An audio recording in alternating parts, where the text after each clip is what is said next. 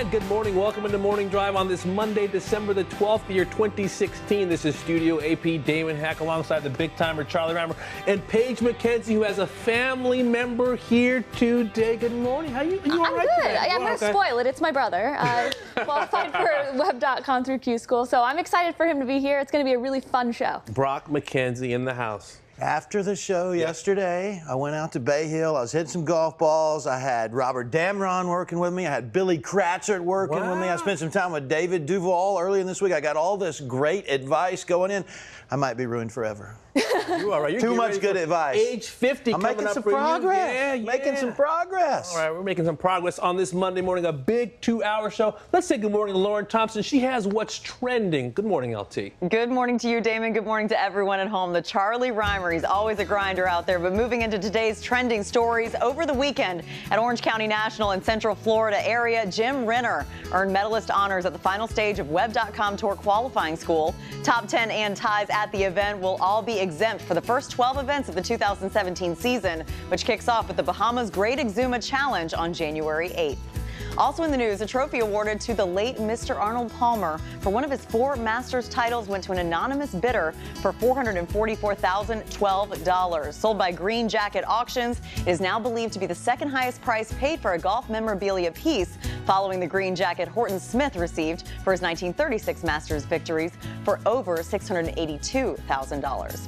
And major champion David Duvall added another win to his resume over the weekend, this time with his stepson Nick playing alongside of him. The duo fired a 10-under par round of 62 on Sunday to win the PNC Father-Son Challenge. Team Duvall captured the win by a single shot over Stewart and Connor Sink, as well as newcomers Retief and Leo Goosen and Fred and Taylor Funk. And that's a great event, so let's take another look at it with Damon Hack. All right, LT, thank you very much. We all remember David Duvall, a dominant player in the 1990s, won the Open in 2001, but yesterday had to be special. Charlie, for you, your fellow Georgia Tech grad. I can tell you, David had a blast with his stepson, Nick. Whole family was involved in it. Little Brady was actually caddying for Nick.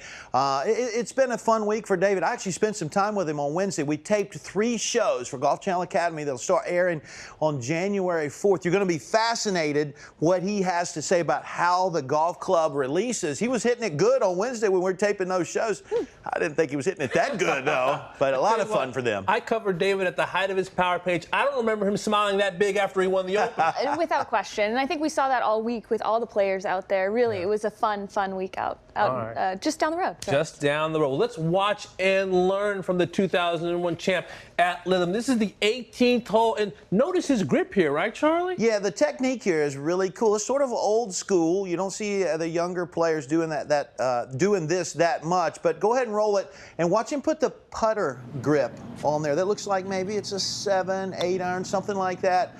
A putter grip, sort of a putter stroke. It gets that ball rolling up towards the hole. Might have put a little too much steam on it, but it's a very good technique. If you struggle with your chipping, you know what? Why not just grab that 7-iron, put the putter grip and the putter stroke on it, and you'll find the ball gets rolling very quickly. I'd be very happy with that result. How about Retief Goosen, 2-time U.S. Open champ, Paige? And not a long shot, but slightly difficult because you can see the ball is below his feet. So as we roll this, I want you to watch his head, the level of his head and his posture throughout the golf swing. Go ahead and roll this.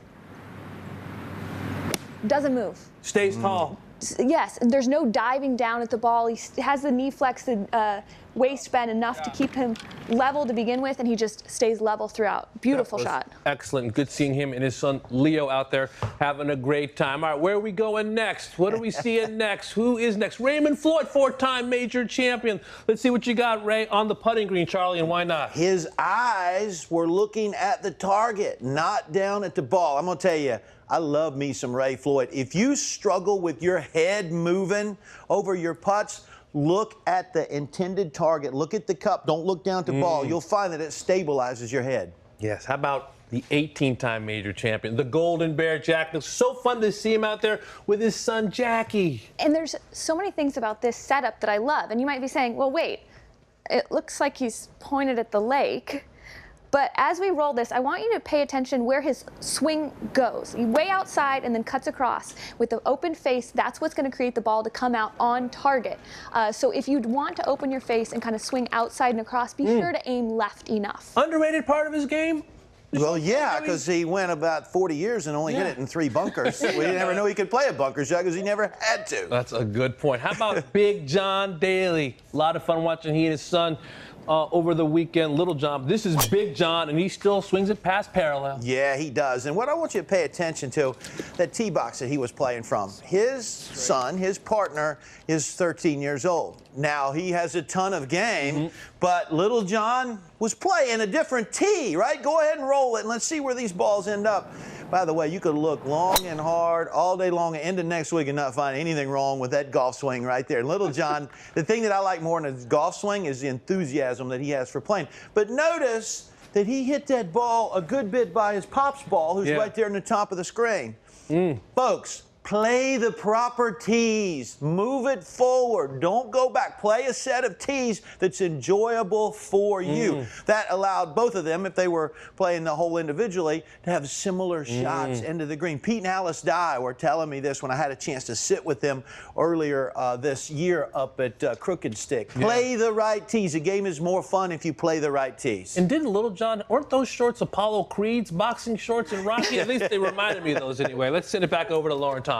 One thing's for sure, the Dailies definitely know how to rock a loud print out there on the golf course. So we just learned from some of the pros teeing it up with their kids, and this probably got you thinking about playing golf with your own kids or playing golf with your parents. We asked you to send in these photos. John Lawson did just that, first time out with his 4-year-old. What a special occasion. I love all these shots. I also love that he had such a good day. He fell asleep in the back seat. Let's keep those rolling on strong. Terry Hurst sent this in. He was out there at the Country Club of Scranton St. June Tour. This was number 12. His son Terry on the left aced number 11. Now that is a great day out there on the golf course, especially when dad is by your side. Andrew Price, though, sent this in, and this one has a special place in my heart. I, too, Andrew, have a 2-year-old that loves the game, and they look like they're having a great time out there. Hashtag MD Father Son. We'll keep more of these coming your way today on the show. Also, more social media presence on this Monday morning. But right now, we welcome in Gary Williams and Cara Robinson. Good morning, you two. Good morning, Lauren. Thank you very much. Let's go back to what we experienced over the weekend. You see Greg and Nick Price. What's so fascinating to me, Cara, is the mannerisms. It's spooky. It is. That's Sam and Steve Elkington. This, of course, Stuart and Connor Sink. It's been a wonderful weekend. It is each and every year. But really, you see real life, these children taking after their parents. And nothing beats this duo. They were in sync with their wardrobe all week long, and I'm talking from the first Pro-Am day on Thursday. It wasn't just John and Little John, who you can see when you look at this split screen how similar his son's swing is to him. Everyone says the apple doesn't fall far from the tree, and it was more than evident with LJ, but girlfriend Anna had the same wardrobe on as well. Sing's always impressive, Gary. Yeah, they are, and I know how much VJ loves this event. Of course, there's David Duvall with his stepson. They went on and won the event, and as Damon pointed out, there are the Irwins, Steven. I mean, it's weird to watch them. They're putting their yardage book back in their pocket. There's Taylor, Funk, and Fred, legs crossed. And, of course, the Watkins as well, putting their gloves on exactly the same. Yeah, defending champions they were this week as well. There was such incredible quality in the field, Gary. And I have to say, this is my second year in Orlando now, and it was the second time I've experienced this event. I really got a taste for it this year, though. I spent an awful lot of time down there this week. I was fortunate enough to play in the Pro-Am and really... And won? With the Dailies, yes, indeed. And really got to see firsthand how much this means to the people playing. My biggest takeaway was how much they all want to be there. As soon as they get an invitation to this event, no one would ever turn it down. And really the youth that came this year with Little John Daly and with Leo Goosen, I think injected a little bit more energy into it. No, I agree with you. And you know, when you look at that, it's not just the fathers and the sons getting to spend time together. Think about this. A lot of these men have traveled the world playing the game of golf together, and to kick off the holiday season, it's a reunion for them to be able to spend time with each other in such a decompressed environment. And these kids have grown up around each other, and that's the thing that I've always taken, having been around the event a couple times, and you are now, is a lot of people assume that these kids had all, you know, they had all the benefits.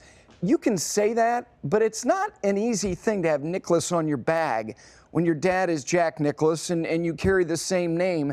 And most, if not all of them, have gone about their lives with great dignity. And I'm so impressed by the kids. You think that Jack's an imposing figure? We just looked at that footage of little John Daly, age 13, on the driving range warming up next to an 18-time major champion, 76 years of age. He's not fast, but it's more than just the father and sons as well. It really is a family affair. We saw when David Duval won with stepson Nick yesterday, the whole family came on the green, the wives, the mothers, all of the siblings are there. That was another part of this. The caddies were just as special because they were another family member. And another great bit of news that came out of the week was Christina Lange got engaged at the gala dinner on a Friday evening. So congratulations to her, and she played terrific. Yeah, no question about it. It is another successful year for a special event. Let's go back over to Lauren. Christina Langer, she was draining putts left and right, and some new hardware to prove that it was an extra special weekend. Well, let me show you what's coming up today on the show. We are now almost halfway through the final month of the year, if you can believe that. And our in-studio sports psychologist says this is the time to assess your game. Dr. Gio Valiente, though, he's not the only one that thinks so. The Golden Bear does, too. Hear why this process made all the difference for the 18-time major champion, and it will for you as well. We're also excited to bring you a 2-time MLB All-Star pitcher who loves the game of golf, has a pretty great swing too, and some trophies to prove it. Mark Mulder, he will be live in Studio AP. Join him as he announces the field he's going to rejoin this January and how you can see him inside the ropes. We're also going to be bringing you breaking news of the 2017 Web.com tour schedule, which has yet to be released until this morning, and it's going to include some changes. We've got all the details for you right here on Morning Drive. But Damon, as you know, today is a family affair for one of our regulars. It truly is, LT. And speaking of the Web.com tour, yesterday, Paige's older brother, Brock, improved his Web.com tour status for 2017 with a T4 finish. But can Brock beat Paige in a closest to the pin competition? And how well do the siblings actually know each other? We've got a lot going on this month. It's going to be a really cool competition. I think I'm going to win both. Ooh! Yes. Stick around. Pulling the hammer down on a Monday. We are back after this. Stay tuned.